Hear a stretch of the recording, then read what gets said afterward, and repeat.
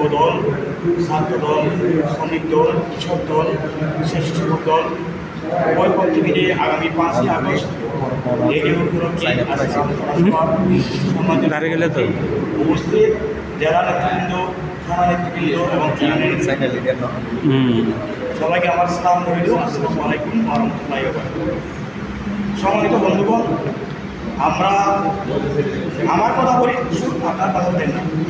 আমরা দল করতেছি আজকে না, আমি জোর ভাই থেকে, বন্ধু ভাই থেকে, আজাদ ভাই থেকে আমরা একই সাথে দল করে আসছি।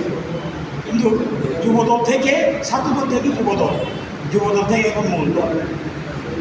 এই দলের পিছনে পুরোটা জীবন চলে গেল। কিন্তু অতি দুঃখের বিষয়, আমি 5 নম্বর ইউনিয়ন জাতীয়তাবাদী দলের সদস্য ছিলাম। কিন্তু অতি দুঃখের বিষয়, আমি বলছিলাম আমাকে অন্তত একটি ইউনিয়নের মধ্যে একটি সম্মানিত একটা জায়গা দেওয়ার জন্য। কিন্তু অতি দুঃখের বিষয় সেটা তারা হয়নি।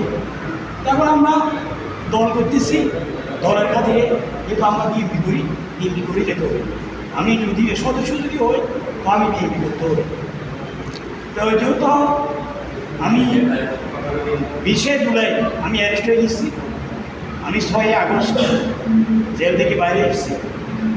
আমি দেখছি যারা 20শে জুলাই অ্যারেস্ট হয়েছে, আমার মনে হয় শত শত হাজার হাজার নেতা কর্মী জেল গেটের সামনে তাদেরকে কে আনার জন্যে স্মরণ করে নেবার জন্য। কিন্তু আমি দেখলাম আমি কাউকে কখনো দিয়েছি, আমাকে দেখার মতো কেউ ছিল না। আমি 17 বার অ্যারেস্ট হয়েছি এবং পরবর্তীতে যাই না বলতে হবে। যেহেতু আমাকে লাস্টে মামলা দিয়েছি উপজেলা, শ্রীরঙ্গ উপজেলা ভাঙচুর মামলা ওইটা এবং ইসলামী বিশ্ববিদ্যালয়ের মামলা, এটা 2টা মামলা দিচ্ছে।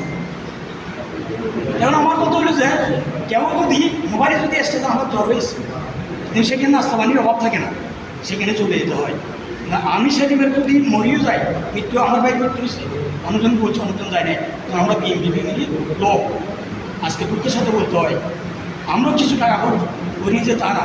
আমি যখন দেশ থেকে আসছি তখন যুবদল তখন সভাপতি হচ্ছি, আমাকে সভাপতি আমার তো ওর ভাই আছে, বদুল ভাই আছে, আমাকে বদুল ভাই প্রথমে এই দল আনে, সেটা 1986 মতো আনার পরে বসার থেকে আমি প্রথমে আসি মাত্র 7 আমি প্রথমে হ্যাঁ।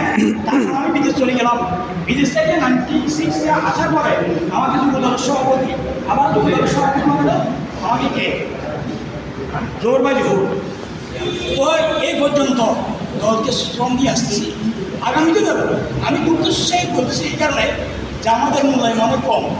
যারা আন্দোলন সংগ্রামে নিশ্চিত তাদের এখন মূল্যায়ন একেবারে নাই বলে চলে।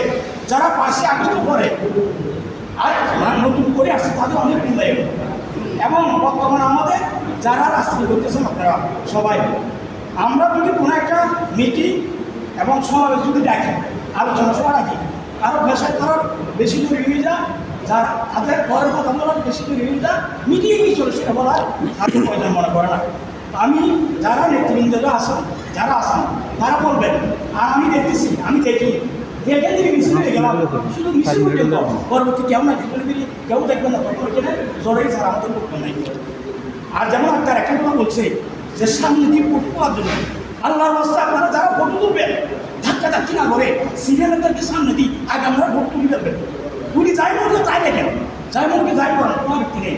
কিন্তু আমরা আমাদের একটু মানসম্মান প্রশ্ন, আপনারা জামাত থেকে শিখে নেন না, শিবির থেকে শিখে নেন না, তারা কীভাবে শৃঙ্খলাভাবে চলে। তারা যদি 50 জন, তাদের 100 জন মতো লাগে। কী কারণে? তাদের লাইন মতো শৃঙ্খলা মতো চলে, এই কারণে। কিন্তু আপনারা সেটা করতে পারেন না। দুঃখ হলো, অনেক দুঃখ, সেটা বলা হ্যাঁ। আমি মনে করবো যে 5 নম্বর 4 নম্বর এটা রাজধানী।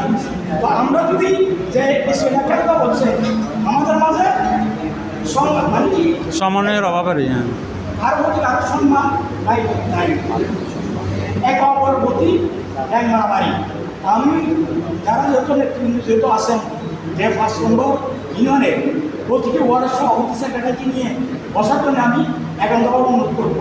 এবং আমি যদি সেক্রেটারি যদি মনে করে তারা এটা আমাদের মান সম্মান, তাই না, আমরা 4 নম্বর ওয়ার্ড থেকে 5 সদস্য নিয়ে আমরা গল্প সত্য ইনশাল্লাহ।